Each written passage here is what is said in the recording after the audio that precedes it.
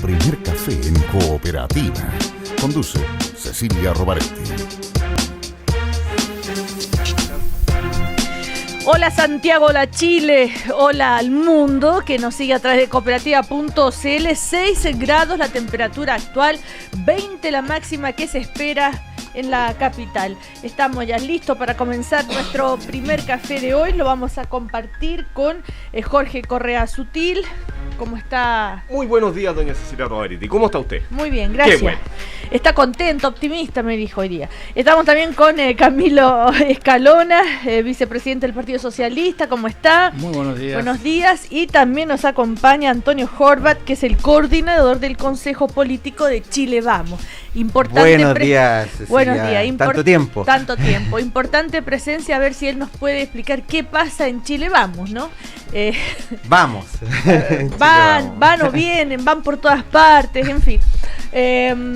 Bueno, hay muchos temas para conversar. Antes decirles que nos acompaña la Universidad Alberto Hurtado. Según la Asociación de Telefonía Móvil, en 4 años más el 90% de los chilenos tendrá un smartphone. ¿Cómo regulamos el uso de Internet a nivel ciudadano? Del alcance jurídico aplicado al mundo digital es la charla del abogado Eduardo Bertoni en la inauguración del año académico de la Facultad de Derecho de la Universidad Alberto Hurtado. Cambia el mundo, Universidad Alberto Hurtado. Unas palabras, por favor, con lo que pasa en Brasil, que es sumamente importante, inédito. Camilo Escalona, esto es, como dicen algunos, un golpe en democracia. ¿Qué es? Yo creo que es una tragedia para la democracia en América Latina, porque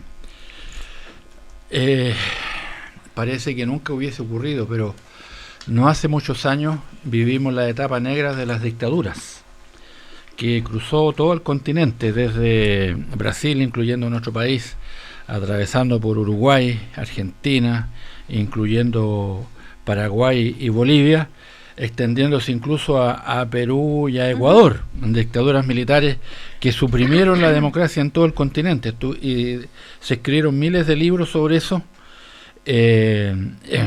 La vida política se supone que se había aprendido de tan lamentable situación histórica, pero parece que todas las lecciones históricas se olvidaron a muy corta edad. O sea, del 90 para acá han pasado 20, 25 años, es un tiempo muy breve, y sin embargo el sistema político democrático se ve sacudido por estas conmociones, por la corrupción, por luchas políticas completamente herméticas que solo entienden quienes las protagonizan, completamente inentendibles, inexplicables para el gran público, porque se dice de que en el caso de Rousseff, una de las pocas personas que no está acusada directamente de corrupción ni de haberse enriquecido indebidamente, sino porque presentó mal las cuentas y entregó una presentación del arca fiscal camuflada.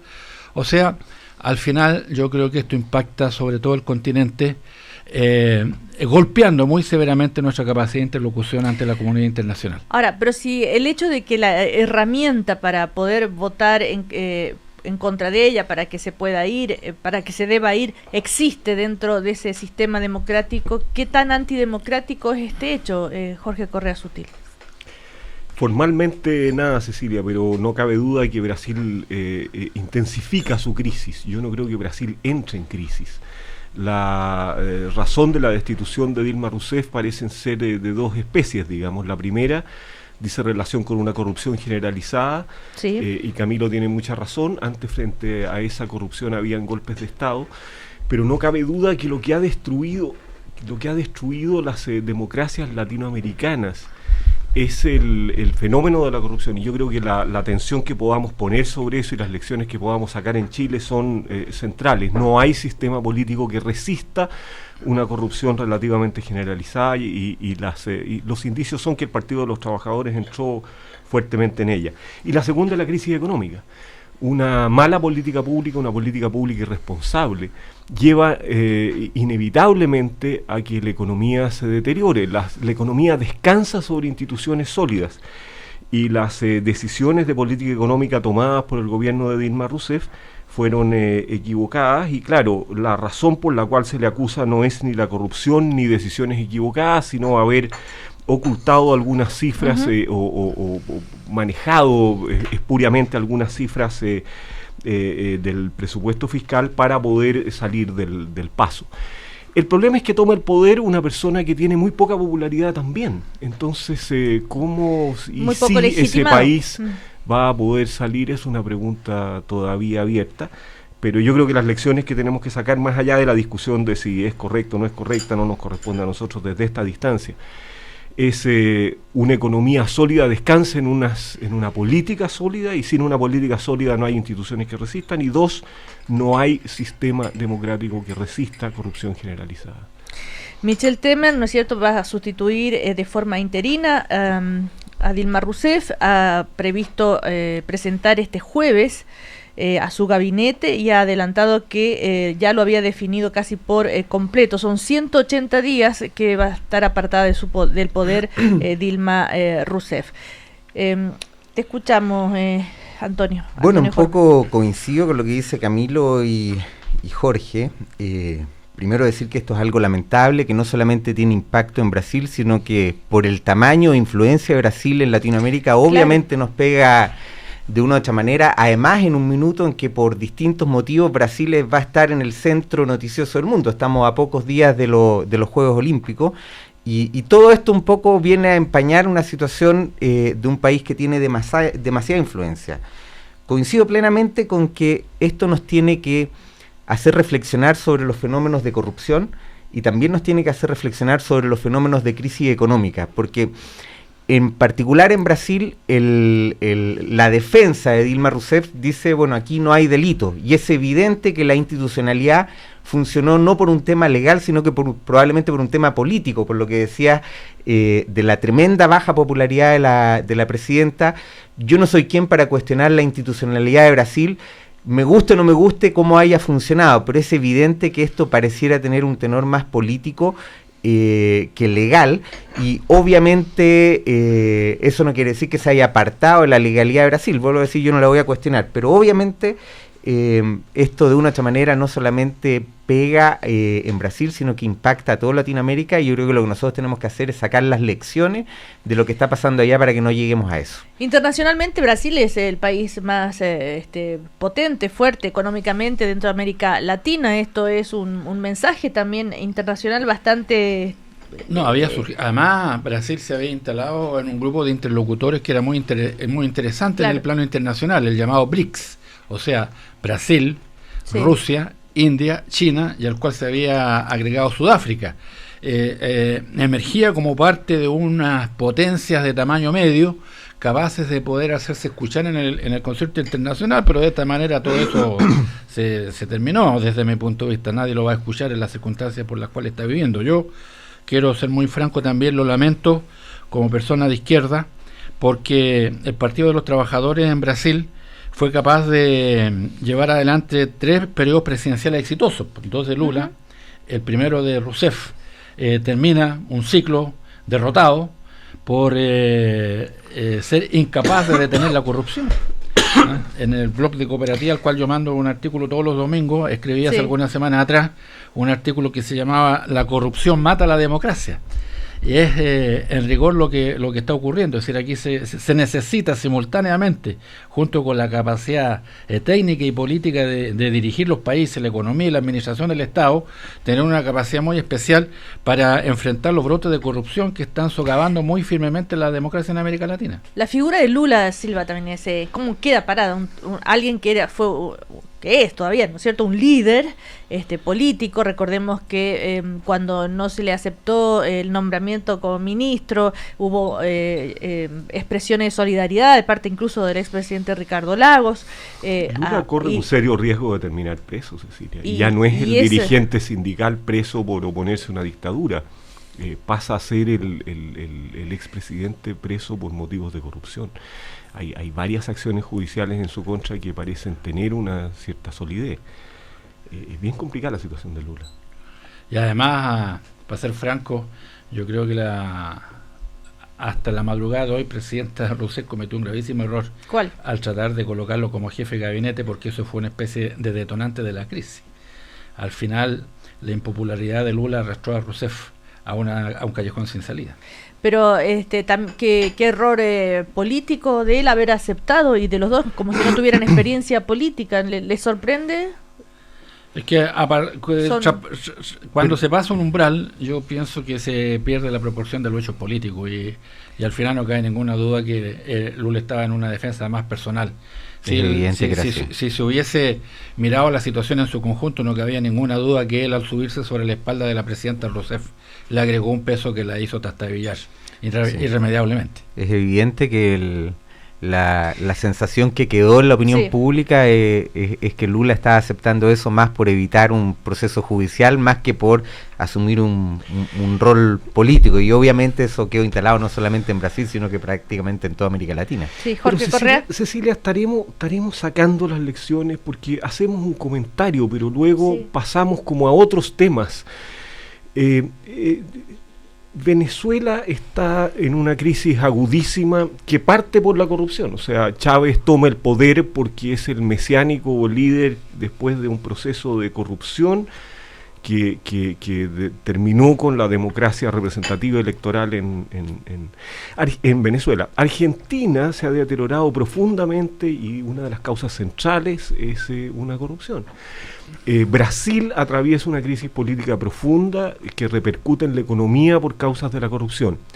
Y en Chile, me pregunto yo, cuando nos abrimos, por ejemplo, a un proceso constituyente, ¿es esa nuestra preocupación central?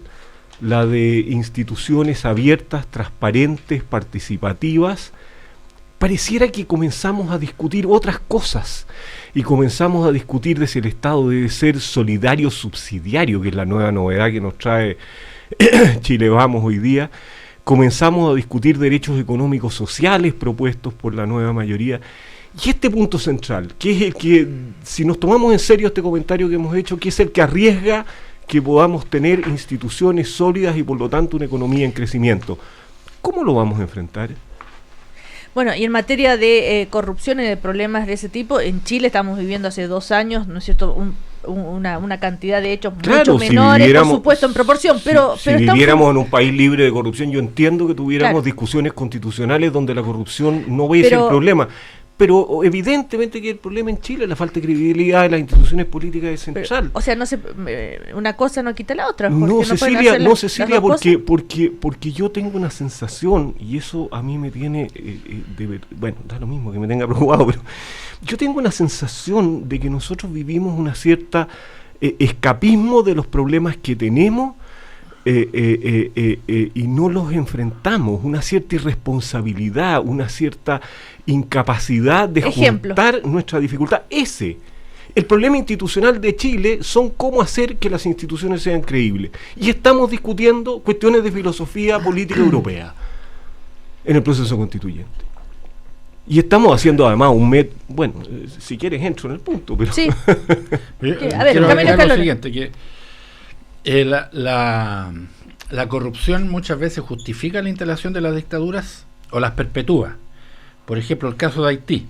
La larguísima dictadura de Papá Doc Duvalier y luego de su hijo, era imposible que esa camarilla, que esa casta, que esos rufianes buscaran algún tipo de abertura, porque no solo tenían que responder por los derechos humanos, sino que tenían que responder por la corrupción, por los centenares de millones de dólares que se habían robado y burlado. O sea, efectivamente, cuando el Estado es permeado y se instalan los fenómenos de corrupción, luego erradicarlos de la función pública pasa a ser un dolor de cabeza para el sistema político tremendo. Hay proyectos políticos que se derrumban, como el que está pasando hoy día en este caso en Brasil. De manera que yo sé que el alegato que está haciendo en este momento Jorge Correa Sutil se refiere, digamos, a una idea fuerza más que a una proposición específica. Pero no cabe ninguna duda que el debate constitucional que se tiene que hacer en Chile debiese situar en el centro de la agenda de ese debate este tema. Pero Y se puede ver efectivamente empapado por otros temas y de alguna manera pierda la centralidad que requiere. Pero no Ahora, se está enfrentando este tema es que a yo partir creo de que todos los no, juicios. yo creo que un punto importante Antonio en Jorge. este ejercicio. Yo coincido con lo que se ha dicho acá y vale la pena mirar no solamente la encuesta Cermori de ayer, sino que todas las encuestas que han salido en el último tiempo, el nivel de desprestigio que Sí. efectivamente existe hacia las instituciones, más el nivel de desprestigio hacia los partidos políticos como el punto central, digamos, de la democracia, obviamente alimenta lo que dice Jorge Correa.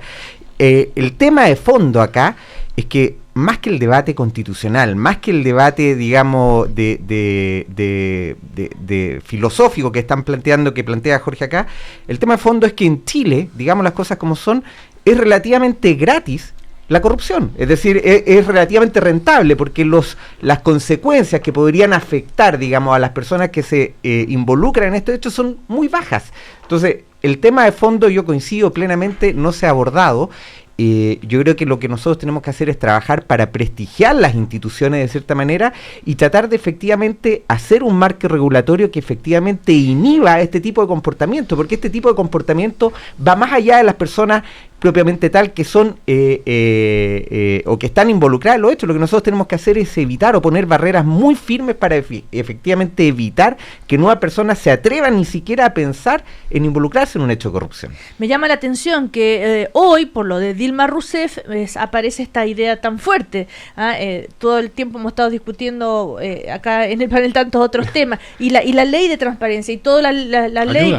Ayuda, que se está votando, no, ustedes no la valoran. Ayuda, El hecho de sí, que, ayuda, el hecho de que se esté investigando, que las fiscalías estén investigando, que estén todos los casos, no significa que está Sin duda. todo funcionando en ese No, sentido. no necesariamente, o lo Cecilia. que está pasando con el Milico Gate y todo lo que se sabe. Pero en es que fin. hay que poner Sí, las cosas en Antonio proporción. Jorge. Pongo un ejemplo gráfico. El caso de estas estafas piramidales que hay en Chile. Sí. Para poner un ejemplo gráfico.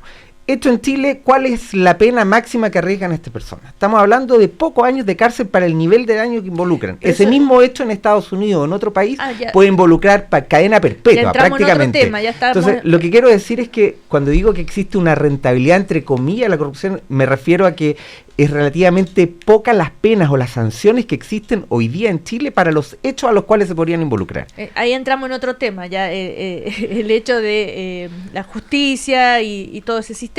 O sea, hay que cambiar, hay que endurecer. Jorge Correa Sutileza, ¿es el camino? No estoy seguro, Cecilia. Yo creo que lo primero es tener un diagnóstico relativamente claro. A ver, déjame prolongarme un segundo. El problema central de descrédito de la política viene, creo yo, fundamentalmente por el financiamiento de campañas políticas. Sí. Ese problema lo estamos enfrentando con una regulación futura, pero no lo estamos enfrentando en la situación actual.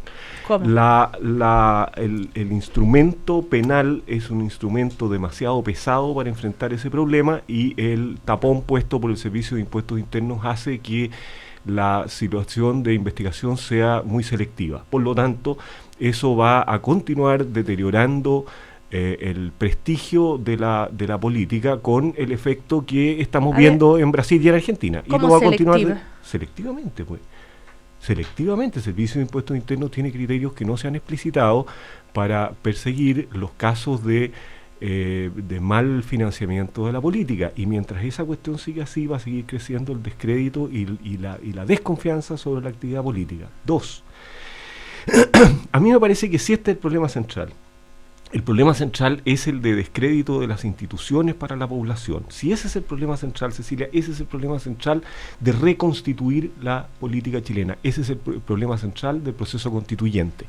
Y a diferencia de eso, tenemos una metodología de gobierno que a mi juicio hace que el problema del proceso constituyente no sea lo que estamos discutiendo, que es si está manipulado y si va a ser sesgado. No, el problema del proceso constituyente, tal como está dirigido por el gobierno, es que puede terminar siendo completamente irrelevante.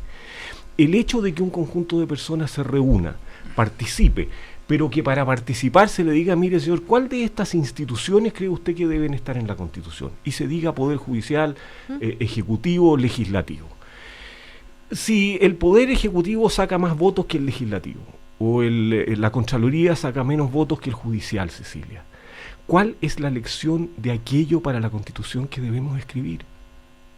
Si de los 30 derechos que se le ponen a las personas para que escojan 7, aparece con más votos la libertad de expresión que el derecho a la honra.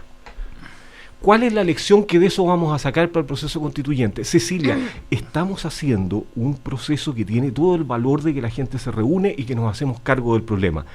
Pero de verdad no nos estamos haciendo las preguntas en serio, estamos jugando como niños chicos. Ahora viene la propuesta de Chile Vamos, y la propuesta de Chile Vamos dice: Chile debe ser un Estado solidario subsidiario. Por favor, si eso no... eso es poesía y mala poesía. Cecilia, hoy día oí a Alberto Espina: Chile debe garantizar el derecho a la salud. Si el derecho a la salud se garantiza con un presupuesto y por lo tanto el problema constitucional del derecho a la salud es cómo se va a resolver el presupuesto en Chile, con qué mayoría, con qué reglas de transparencia, con qué claridad. Es la política la que ejecuta luego planes sociales. Lo que estamos haciendo es portándonos como niños, escribiendo o pretendiendo escribir en un texto un conjunto de valores y no haciéndonos cargo de cómo vamos a resolver entre nosotros los problemas. Pero no es vinculante lo que surja de todo pero eso. Cecilia, y para eso estará el Congreso para discutirlo. Me alegro profundamente. Pero se dice que tiene que ser, déjame terminar un segundo, se dice que va a ser una participación incidente. No va a incidir en nada la participación si lo que a la gente se le pregunta es si el Poder Judicial o el Poder Legislativo. Cecilia, esa es una pregunta inútil. Entonces estamos engañando. Está bien, Jorge, pero me alegro profundamente. Menos mal que me había dicho que estaba optimista, Jorge Correa. Sí, no, optimista, pero me alegro profundamente que Jorge tenga la oportunidad de hacer una crítica a una propuesta de contenido. Si ese es el hecho relevante que se da hoy día. Hasta ahora la propuesta constitucional, prácticamente a ojos públicos, era una propuesta de una hoja en blanco donde llevábamos meses y meses y meses discutiendo sobre el procedimiento, sobre si además el procedimiento tenía garantías o no tenía garantías, más allá de la polémica que se pudo haber dado por distintos motivos. Yo creo que lo que hoy día se produce es un hecho súper relevante. Acá hay un trabajo de 6 meses y yo me alegro, podrá tener diferencias sustanciales, en otros temas más superficiales, pero creo que ese es el debate que se tendría que dar. Si lo que nosotros estamos haciendo, el debate del proceso, me parece que es absolutamente inconducente. Este es un punto de partida que es absolutamente central, que yo valoro. A nuestra coalición, a Chile Vamos, siempre se le critica que hacen una oposición de crítica y no presentan propuestas. Bueno, aquí hay una propuesta concreta, una propuesta que se trabajó de 6 meses. Yo respeto todas las posiciones. Aquí existen dos posiciones que son absolutamente legítimas. Una que dice este proceso es absolutamente inválido, el único que ha dado medianamente garantía es el Consejo Observadores, los facilitadores es una prueba más o menos gráfica y evidente que este proceso está, digamos, con la cancha de nivelada para un lado, por lo tanto dice: yo en este proceso no lo valido, me resto, pero me resto no sin hacer nada, me resto haciendo una propuesta y trabajando y procesando. Otros dicen: no, yo voy a participar de este proceso, este proceso, más allá de que esté con la cancha desnivelada, con el árbitro jugado por un lado, con mi arco más chico, el arco al frente más grande y además con el marcador puesto de antemano en el partido, voy a participar igual porque creo que es una instancia más y tengo que aprovechar todas las instancias para poder debatir este ejercicio. Yo creo que ese es yo respeto las dos posiciones, más allá de lo que haya adoptado el Consejo Político de Chile Vamos, creo que las dos posiciones son absolutamente válidas. Lo que yo destaco de nuevo es que nosotros en este ejercicio, en esta discusión, estamos sacando una propuesta de contenido que es muy relevante, que hasta ahora no ha existido. Por lo tanto, Chile Vamos no solamente hace oposición, sino que también tiene propuestas que se van a socializar y son susceptibles de ser discutidas como se están discutiendo acá. Esa es la gracia. Sí, Camilo Escalona. Bueno, para explicar un poco, porque nosotros hemos hablado muy rápido, dando por sabido que todos los auditores están al tanto de lo que nosotros estamos hablando. El senador Alberto Espina dio a conocer hoy en una radio amiga de cooperativa, entiendo yo, el contenido del proyecto constitucional de la Alianza de Derecha, que tiene actualmente el nombre de Chile Vamos.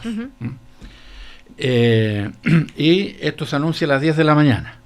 Tiene un conjunto de conceptos, entre eso este ejercicio al cual alude Jorge Correa, de tratar de resolver el problema entre la naturaleza del Estado, si este va a ser un Estado de derechos sociales o un Estado subsidiario, y Espina hace el ejercicio del trapecista tratando de agarrarse de los dos arcos al mismo tiempo, diciendo que se trata de un Estado solidario subsidiario.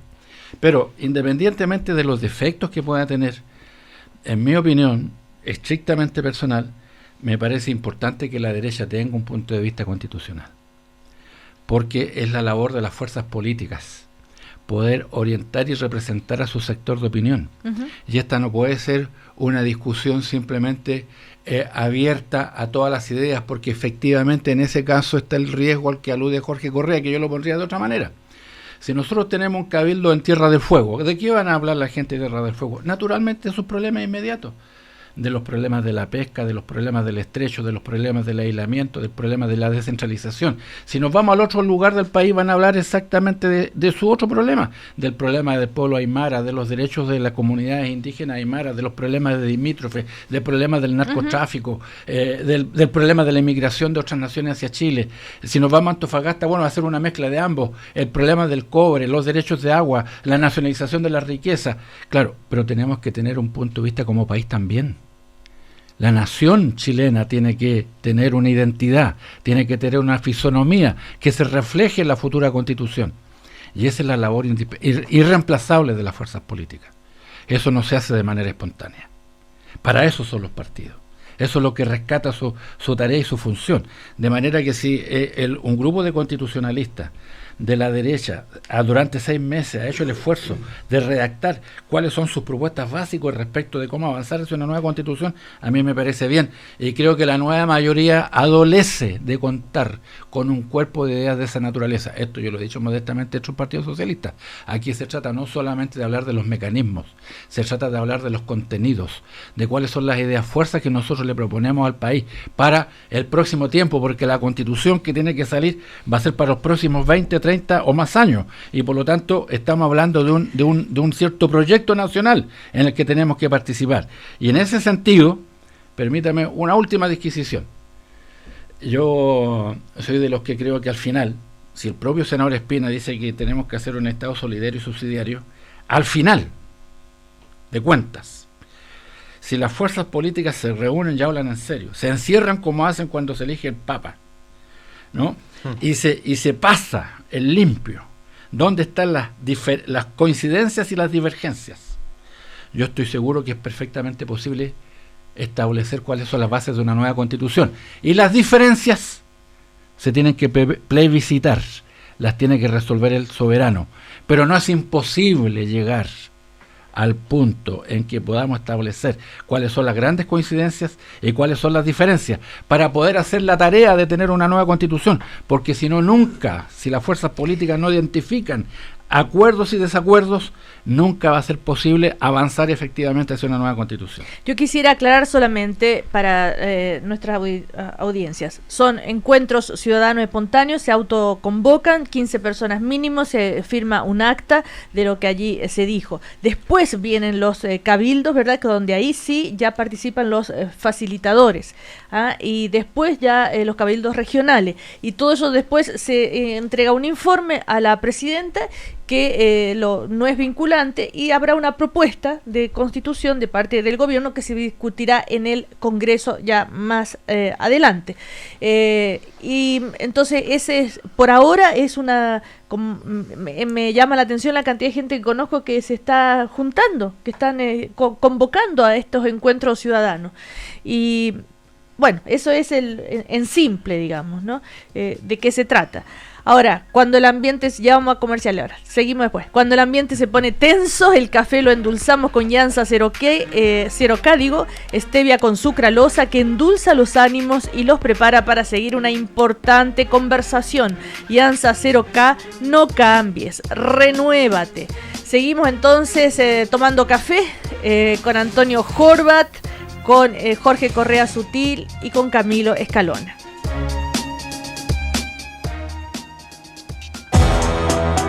En el 2050, la población urbana crecerá en 3.000 millones de personas. ¿Qué clase de ciudades crearemos? Cambia el mundo. Universidad Alberto Hurtado. Yansa 0K presenta ¿Cómo encontrar tu endulzante ideal? Si para ti lo natural es lo más importante, Yansa 0K Stevia es tu endulzante ideal. Puedes elegir la más natural, 100% stevia, o el sabor equilibrado de la stevia con sucralosa. La reconocerás fácilmente por su color verde y atractiva nueva botella. No cambies, renuévate. Yansa 0K, date el gusto de estar bien. Decidimos matricular a nuestra hija Carolina en Más NEM de CEPET y estamos felices porque subió su promedio de lenguaje de 6.3 a 6.8 en segundo medio. Prepara desde temprano el ingreso de tus hijos a la universidad. Si están en primero o segundo medio, matricúlalos gratis hoy en Más NEM de CEPET y accede hasta un 48% de beca presentando su promedio escolar. Válido solo hasta el 14 de mayo. Últimos cupos. Con Más NEM, mejores notas hoy, mejor puntaje mañana. CEPET, el preuniversitario de Chile. Si quieres llegar más lejos, invierte en la nueva plataforma internacional de inversiones de Principal Financial Group. 6 nuevos fondos administrados por las mejores boutiques de inversión en el mundo para que sigas creciendo junto a tus inversiones. Conoce más en principal.cl. Principal Financial Group, líder global en inversiones y pensiones. Fondos inscritos en el registro de valores extranjeros que lleva la Superintendencia de Valores y Seguros. La excelencia académica es el centro del proyecto educativo de la Universidad Alberto Hurtado. Contamos con profesores que destacan por su vocación de servicio público y el 81% de ellos cuenta con estudios de doctorado y magíster en las más prestigiosas universidades de Chile y el mundo. Posgrados Universidad Alberto Hurtado, entre las 5 mejores universidades chilenas no tradicionales, acreditada por 5 años en las 5 áreas de evaluación. Más información en www.posgrados.uahurtado.cl. El día más importante, hazlo inolvidable. Ven a Sheraton Santiago. Para matrimonios y eventos sociales tenemos todo lo que necesitas. Exclusivos salones y áreas verdes, la mejor gastronomía, un servicio a nivel de un día perfecto. Llama y consulta al 22-7070-182. Pregunta también por los puntos y premios que puedes ganar para canjear en más de 1.100 hoteles y resorts alrededor del mundo. Matrimonios y eventos sociales en Sheraton Santiago. ¿Aló, Pancho? Compadre, adivina. ¿Qué pasó? Contraté el seguro de auto Santander y obtuve chofer y vehículo de reemplazo. Me llevan el auto a la revisión técnica, asistencia a las 24 horas y deducible inteligente. Además, me regalaron kilómetros Lampaz, así que voy tomando el avión. Llego en tren a tu casa. Contrata tu seguro de auto en Santander, obtén las mejores asistencias y acumula hasta 1.000 kilómetros Lampaz mensuales para usarlos en el destino que quieras. Contrátalo e infórmate más en www.santander.cl, en cualquiera de nuestras sucursales o llamando a Vox al 600-320-3000. Santander Seguros, Intermedia Santander Corredora de Seguros Limitada. ¿Sí? Ah, sí, sal líquida Tatio, 0% sodio, con un sabor y un sonido único. Porque es líquida. En un práctico envase con dosificador spray, dale sabor a tus ensaladas como nunca antes, con todos los beneficios del potasio.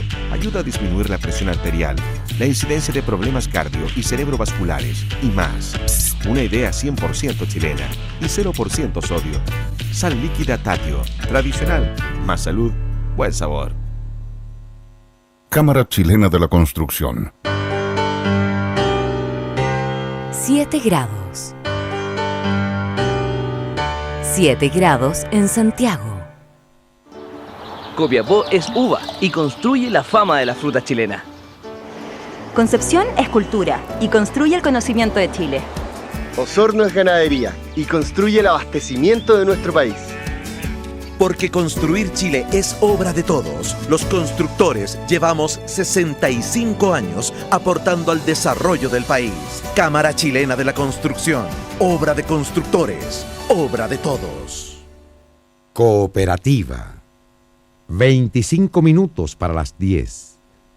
25 minutos para las 10. Continuamos conversando y compartiendo el primer café con los invitados de hoy en una nueva mañana en Cooperativa. Si quieres llegar más lejos, invierte en la nueva plataforma internacional de inversiones de Principal Financial Group. Conoce sus 6 nuevos fondos administrados por las mejores boutiques del mundo. Entra a principal.cl. Está el tema del Tricel también que amerita un comentario, pero antes Jorge Correa Sutil quiere seguir con su optimismo. A ver, porque ahora ha tirado por el suelo estos encuentros ciudadanos autoconvocados, en fin, para participar del proceso constituyente. A ver, ¿va a hablar algo positivo de eso o no, señor Correa Sutil? A ver. He dicho y voy a mantener el riesgo del proceso. Porque lo ha tratado de niños. ¿Cómo? No he tratado de niños. He dicho que las preguntas son muy deficientes. Cecilia, el riesgo, esa es mi percepción, el riesgo del proceso constituyente no es su sesgo, no es su manipulación, el riesgo del proceso constituyente, tal como está diseñado, es su irrelevancia. Me parece a mí que es muy importante que haya un proceso participativo, abierto, incluso antes de que los partidos políticos y las fuerzas políticas se reúnan, que es lo que Camilo dice que tiene que producirse. Yo estoy de acuerdo con él, pero me parece muy valioso que antes de eso haya alguna forma de opinión pública que se vaya expresando. Me parece muy positivo que el gobierno esté organizando cabildos, encuentros locales y luego cabildos, porque eso abre un proceso de participación ciudadana. Me parecen extraordinariamente deficientes y me parece inconducentes las preguntas que se están haciendo a ese proceso. Me parece a mí que el gobierno está, con esa metodología, está eludiendo las preguntas constitucionales. El cuestionario contiene las preguntas están destinadas a que la gente marque primero preferencias sobre los principios que deben inspirar una constitución, luego preferencia por derechos y, en tercer lugar, preferencia por instituciones. Tomo por ejemplo simplemente esta última. Que la gente marque una mayor preferencia por el Poder Judicial que por la Contraloría General de la República o por el Poder Legislativo en contra del Ejecutivo, y que el Legislativo tenga 15 votos y el Ejecutivo 13, a mi juicio no orienta en nada un proceso constituyente. Permite que la gente se reúna y converse, pero lo que va a quedar en el acta es marcar preferencias por un poder o por otro, y eso no va a orientar el proceso constituyente. Ojalá que en el pequeño espacio que queda para hacer comentarios, las explicaciones permitan tener alguna luz.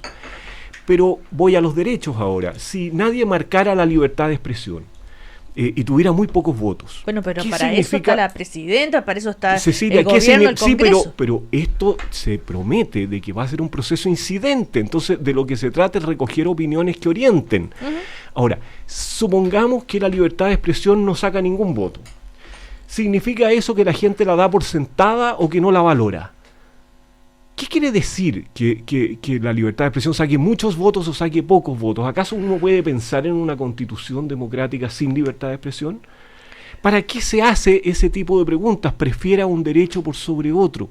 A mí me parece, Cecilia, por eso digo, de que me parece muy valiosa la participación, de que me parece que el proceso constituyente debe contemplarla, pero me parece que con la metodología que estamos siguiendo y después con cabildos provinciales donde va a caber muy poca gente, corremos un serio riesgo de frustrar la única ventana de participación que estamos abriendo, y la democracia representativa requiere abrir ventanas de participación, pero requiere abrirlas bien y inteligentemente. Ahí hay un riesgo central que a mi juicio es más importante que el riesgo de manipulación o de sesgo, donde creo que el Consejo de Observadores ha logrado despejar todo ese riesgo y que a esta altura es simplemente una excusa de la derecha para no participar.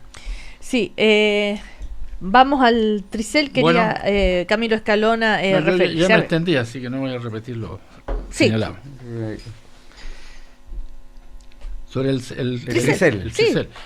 Bueno, yo primero creo que este es un capítulo desafortunado.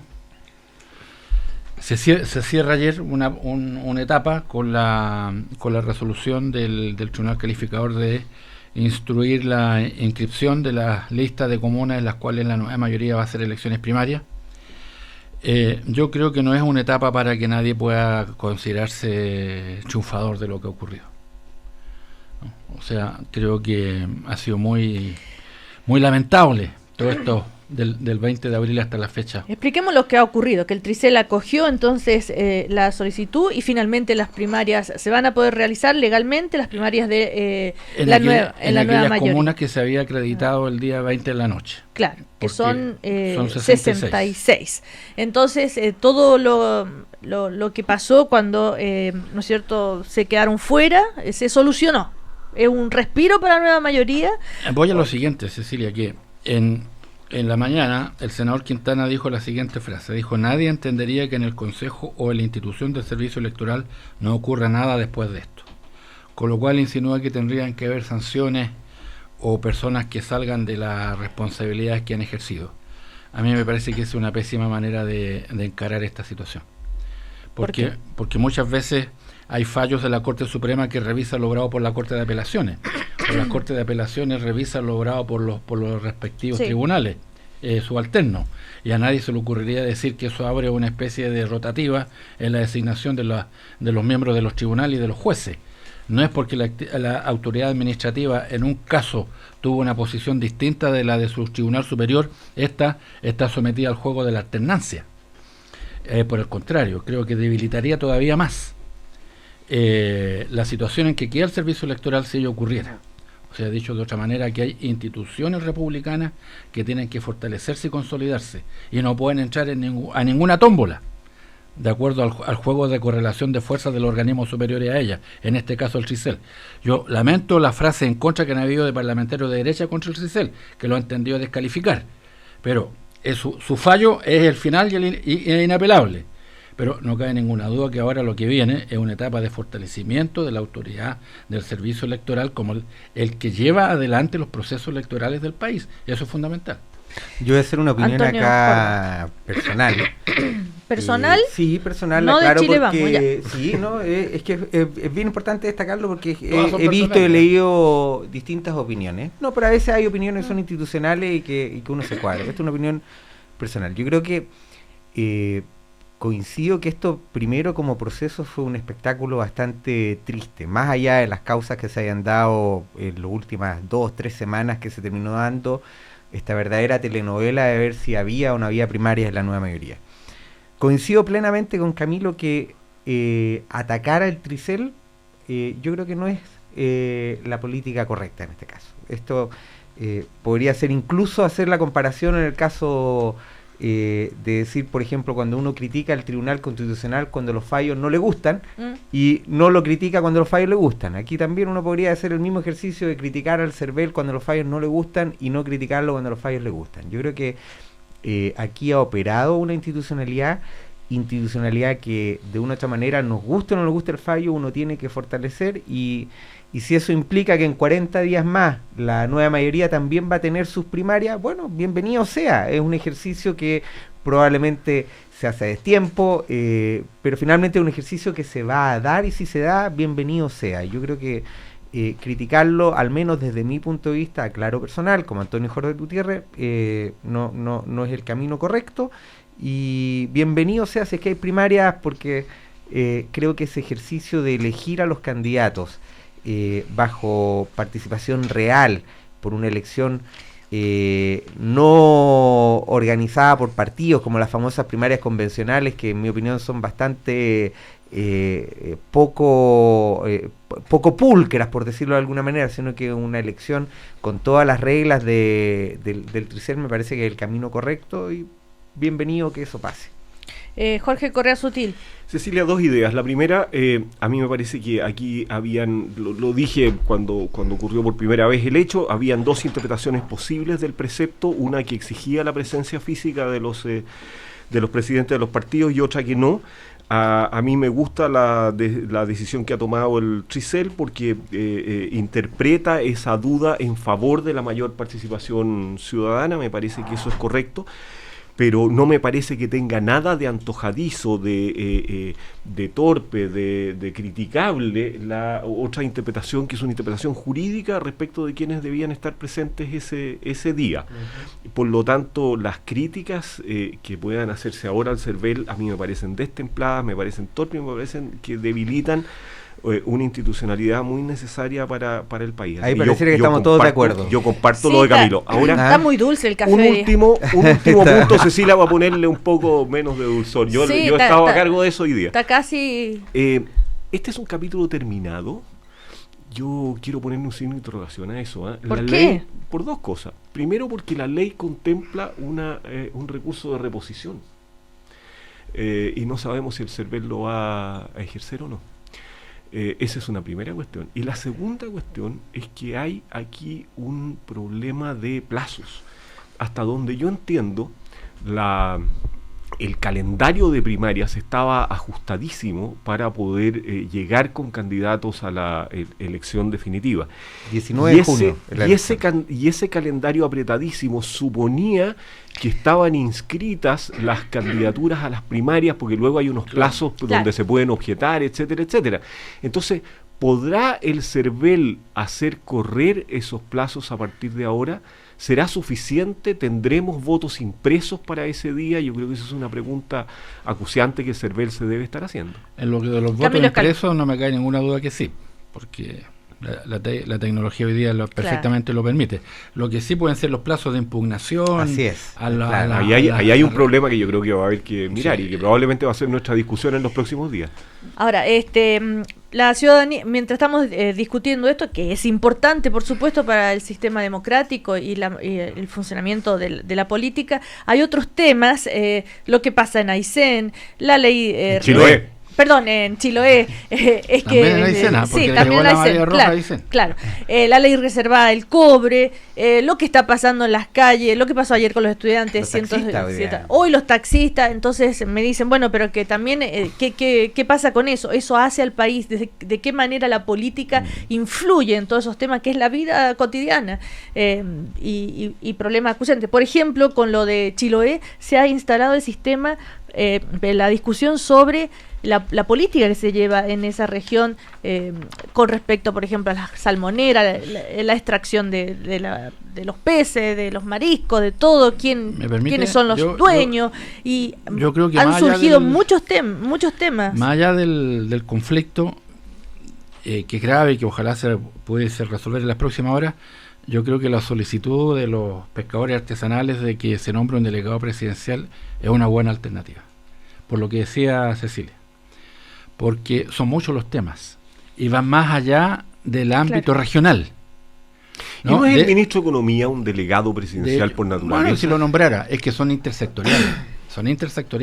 No solo son de economía, porque por ejemplo está el tema sanitario, abarca ya de inmediato a salud, abarca a economía, porque tiene que ver con el tema del fomento, abarca turismo, que también está dentro de economía, abarca pesca, que tiene que estar dentro de economía, también abarca toda la política de inversión territorial, que está en la Subsecretaría de Desarrollo Regional, que es parte del Ministerio del Interior.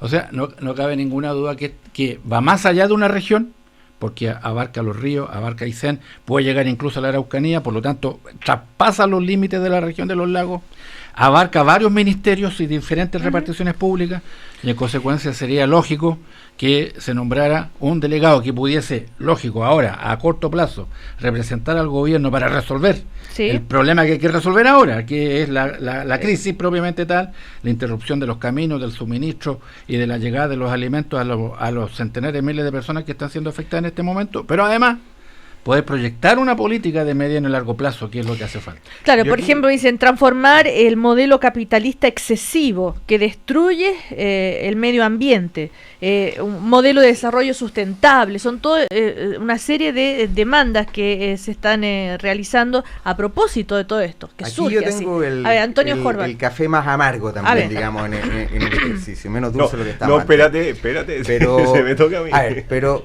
primero, yo quiero hacer una crítica real a cómo ha actuado el gobierno manejando esto, partiendo por hasta provocaciones, como la que hizo el ministro Burgos al decir, este no es un gobierno de billetera fácil. Me da la sensación de que esto se ha transformado en un verdadero terremoto, que es una palabra que le queda muy mal a este gobierno porque creo que se ha mal manejado en crisis de este tamaño. Yo creo que no se dimensionó la gravedad de esta crisis porque se vio que era un problema que partía con la pesca, pero no se vio todo lo que encadenaba desde la pesca hacia las otras actividades que terminan haciendo un impacto social bastante grande.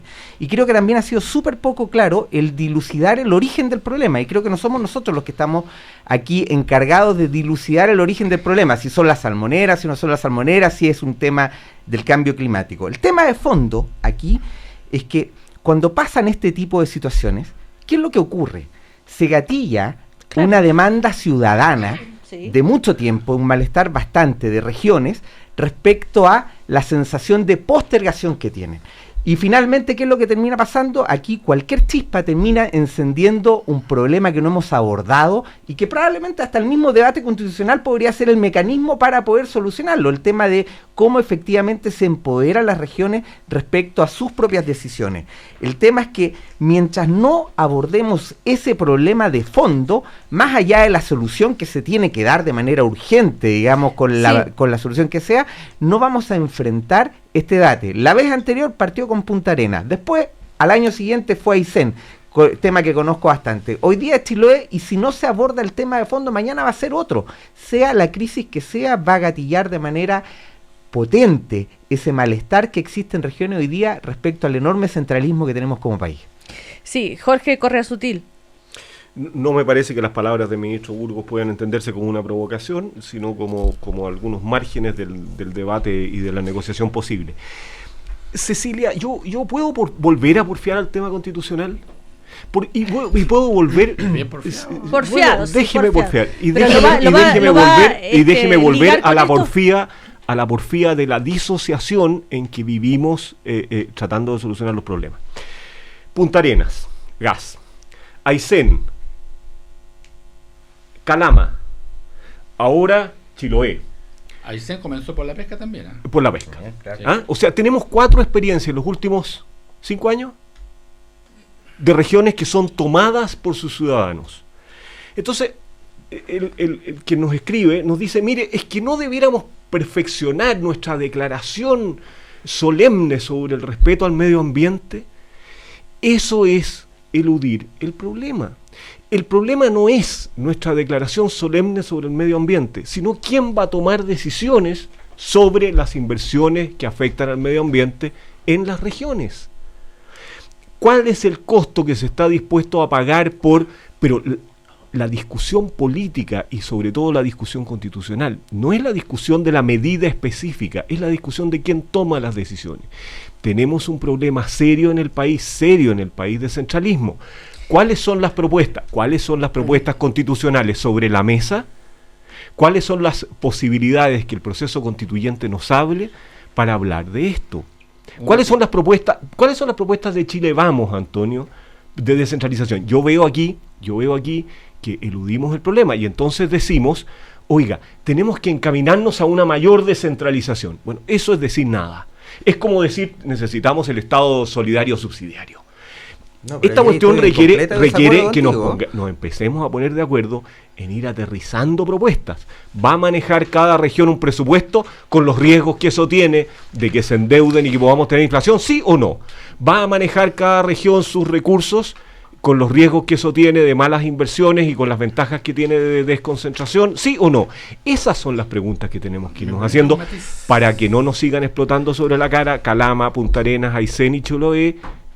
¿Quién va a seguir? Bueno, no es solo un problema de decir, porque yo sostengo que en muchas de estas materias la autoridad tiene atribuciones, pero no las ejerce.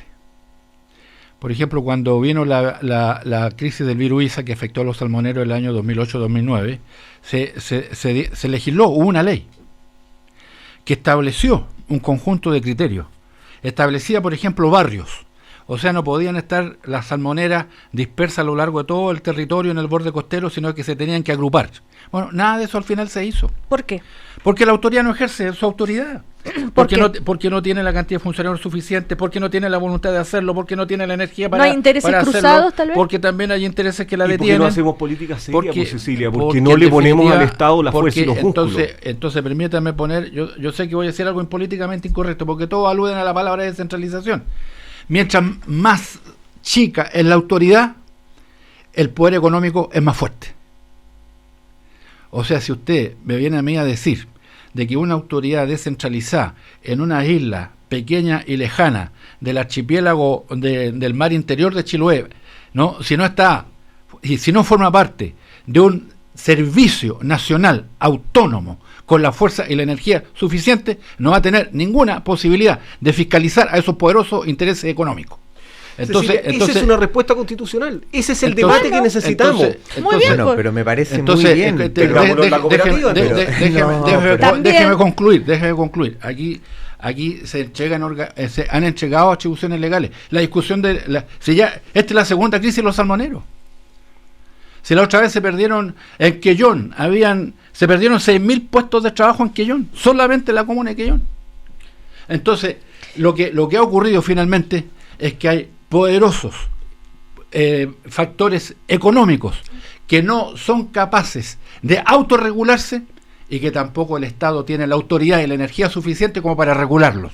Y en consecuencia se produce el impacto al medio ambiente con las consecuencias catastróficas que tiene ahora. Cuando el ambiente se pone tenso, el café lo endulzamos con Yansa 0K, stevia con sucralosa, que endulza los ánimos y los prepara para seguir una importante conversación. Yansa 0K, no cambies, renuévate. Celebro el debate, pero Antonio Jorge, Horvat, no puedes decir, de verdad no lo puedes decir, te lo digo con cariño, cuál es la propuesta de Chile Vamos respecto a descentralización. Si quieres te puedes meter a la página www.unaconstitucionparatodos.cl y la lees y después conversamos. Yo al revés, te podría preguntar cuál es la propuesta de la nueva mayoría respecto a la descentralización. Por lo menos nosotros estamos sacando una propuesta de contenido y eso lo celebro, que hoy día estemos discutiendo qué es lo que queremos hacer respecto a la constitución del país en temas de contenido y no el procedimiento. Creo que es un tremendo avance y ese avance hoy día lo ha liderado Chile Vamos. Por lo menos hagamos ese reconocimiento que creo que es importante. Bueno, uno de los aspectos que voy a mezclar dos cosas que aparentemente no tienen nada que ver, me preocupa que se afecte la autonomía del servicio electoral hoy día, porque nosotros necesitamos servicios públicos autónomos, precisamente para que puedan ejercer la autoridad, porque muchas veces la autoridad política contingente, el que está en el día a día, puede ser presionado por los intereses económicos permanentes. Por eso que se necesitan servicios del Estado que sean autónomos, que puedan fiscalizar permanentemente, independientemente de las contingencias de cada día, para que no se produzcan este tipo de catástrofes. Pero el tema del modelo, como me piden que hablen, de cómo funciona el modelo y la ley de pesca y todo lo demás. Cecilia, el modelo tiene que resolverlo la política, y la política tiene que hacerse responsable de sus decisiones, de haber tomado decisiones, y lo que Camilo dice que es efectivo, de haber tomado decisiones de una legislación potente para fiscalizar sin poner los funcionarios suficientes para que esto fuera real. De eso son responsables la política. Dejemos de las discusiones genéricas y abstractas sobre el modelo, por favor. Esa es una cuestión que debe resolverlo la mayoría. Si vamos a tener provisión de educación solo por el Estado de los privados, solo por los privados, es una cuestión que debe resolver la política. Lo que tenemos que resolver institucionalmente y constitucionalmente es quién va a tomar esas decisiones. No es cuáles son los valores que deben inspirarla. Entonces, eso va cambiando con el premio tiempo, Nobel Paul Krugman hace rato ya dijo que la discusión sobre el neoliberalismo está superada, porque si el libro de Tomás Piketty demuestra de que no hay competencia, no hay mercado salvaje, lo que hay es una alta concentración de la riqueza en el 1% de la sociedad mundial. Como nunca el poder y la riqueza están concentradas en el 1% de la población. Entonces a veces entramos a discutir el tema del modelo cuando ya pasó la hora de discutirlo. ¿Ya pasó la hora? No, lo que necesitamos es responder ahora cuáles son los problemas que nuestra sociedad tiene que resolver. Claro, la alta concentración. Lo de Camilo es una discusión constitucional muy potente, que es el tipo de cosas que yo alentaría a que los cabildos discutan. Una mayor descentralización implica un Estado menos potente para fiscalizar al poder económico. ¿Cómo logramos ese doble objetivo que queremos? Que se descentralice, pero que no tengamos un Estado débil. Ese son el tipo de preguntas que yo creo que tenemos que hacernos en la participación ciudadana también. Bueno, a propósito de la participación ciudadana, quiero comentar que a propósito de los encuentros ciudadanos, que no son lo mismo que los cabildos, de los encuentros ciudadanos, los únicos que no pueden convocar a cabildos, además, son los ministros a cabildos, los ministros, las directivas de partidos y altas autoridades públicas. Y esto se llegó a eso para evitar justamente que sean manipulados y que sean bueno, no está de acuerdo Camilo Escalona, no pero estoy de acuerdo, porque eso me parece que los dirigentes de los partidos políticos son tan ciudadanos como cualquiera. Entonces me parece que es un criterio profundamente pero había temor, ¿no es cierto?, a que sean manipulados políticamente. Bueno, eso puede participar en uno nomás. Eso es criterio paternalista, por pensar de que los ciudadanos son minusválidos de punto de vista intelectual. Bueno, nos despedimos. Si quieres llegar más lejos, invierte en la nueva plataforma internacional de inversiones de Principal Financial Group. Conoce sus 6 nuevos fondos administrados por las mejores boutiques del mundo. Entra a principal.cl. Lo interesante de estos conflictos es que el nuevo proceso constituyente se discute y permite a la ciudadanía conocer un montón de temas, interesarse que antes no se interesaban. Lo de Aysén y lo de Chiloé, todo lo de las salmoneras que antes hace cuánto que no se discute y ahora se está conociendo más a fondo. Lo de las manifestaciones de los taxistas, otro tema, cómo funcionan los taxis, cuáles son las dificultades y la competencia con Uber y todo demás, también es otro tema que estamos todos enterándonos y aprendiendo más. Todo converge al primer café. Exactamente. Yo quiero aprovechar aquí al Forba. equipo constitucional de Chile Vamos, que ahora tengo que correr para allá, que va a hacer el lanzamiento de esta propuesta. Creo que es un tremendo aporte, es un trabajo de 6 meses y lo felicito públicamente. Te está saludando y felicitando a sí mismo. No, claro, yo no soy parte de ese proceso. Celebro a los que lo lideraron, el senador Alberto Espina, entre otros. Ya, que les vaya bien. Chau, chau.